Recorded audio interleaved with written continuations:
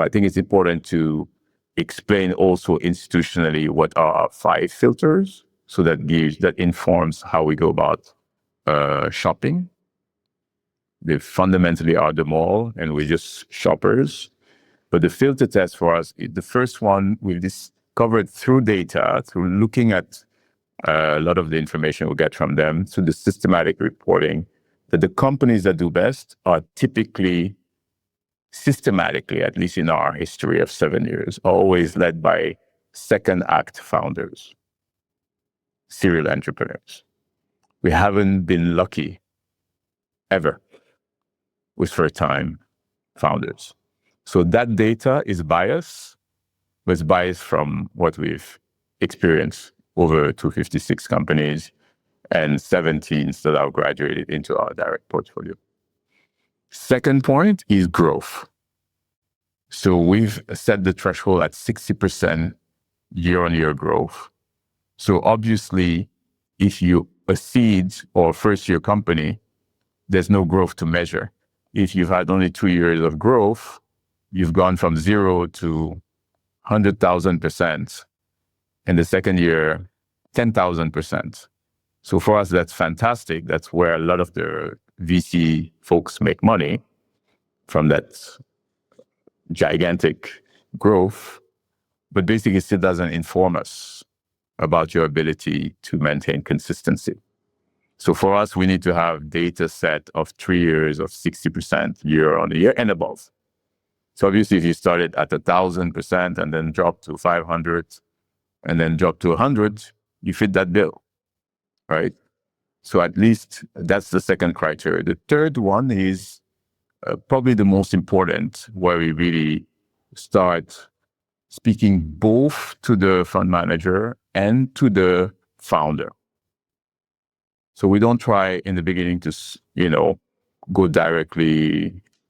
We exchange with the founder, but we work very closely with the fund manager. But there is a fulcrum point for us. There's a fulcrum moment where the customer experience is so jaw-dropping and so phenomenal that a corporate customer moves from the P&L to the balance sheet. And that's when we wake up. Because fundamentally, that's when you see a company like Uber, who was on the P&L of Move, and a core client, alongside Bolt, Grab, and now Waymo, that decides, I'm happy to be here, but I'm going to be happiest here on the balance sheet. And I'm going to drop $100 million. That's when you see a company like Wave that has 90% of every single member of the mobile population in the 9 countries they operate in get Stripe, take 10% of the cap table, alongside Sam Altman.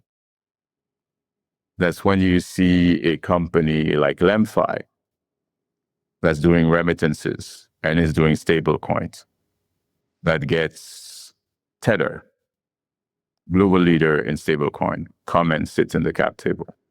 That's when you see a company like Flutterwave that everybody knows, that sees MasterCard, Visa, and Ripple from stablecoin, all 3 in the cap table.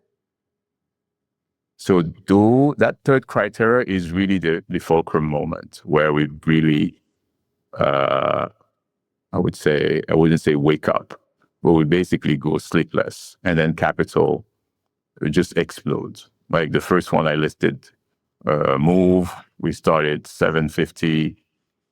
Today there's over $35 million we've put in that single company. So you can see the shift and the climb.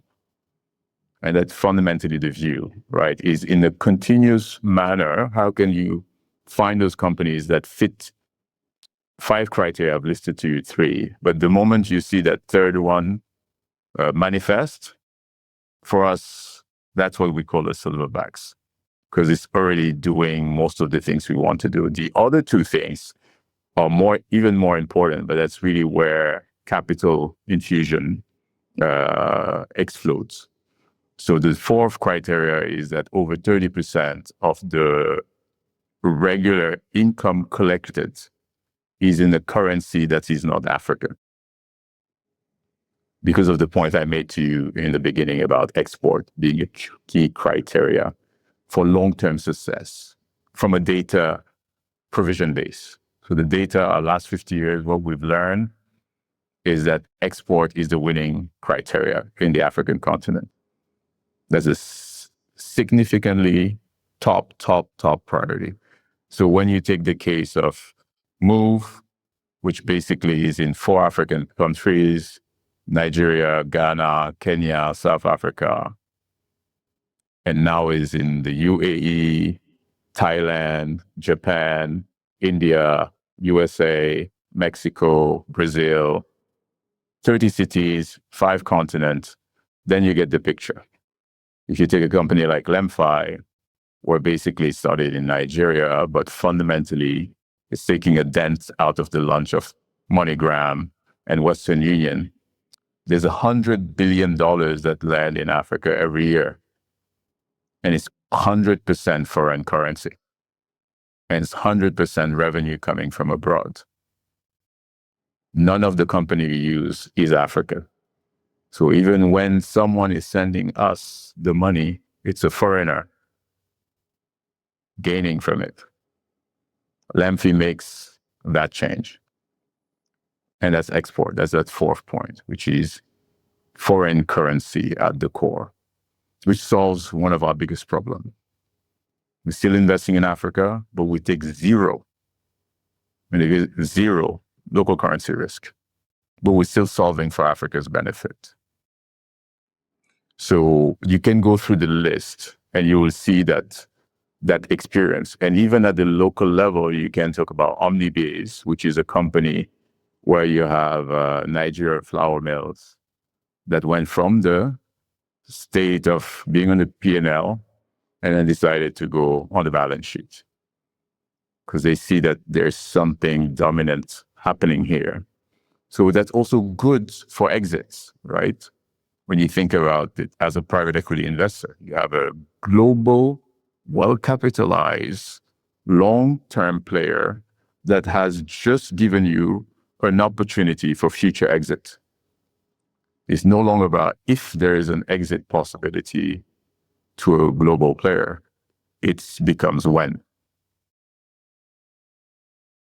So that last layer, that fourth criteria is very important, and that's where we take much more confidence to give more capital to that company.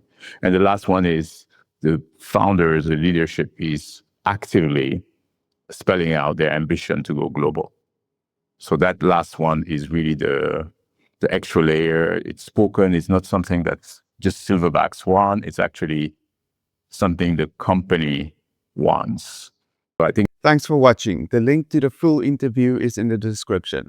Our new book, How We Made It in Africa 2, Real Stories of Entrepreneurs Turning Opportunity into Profit, is also available now. You can buy the paperback and ebook versions from the link in the description.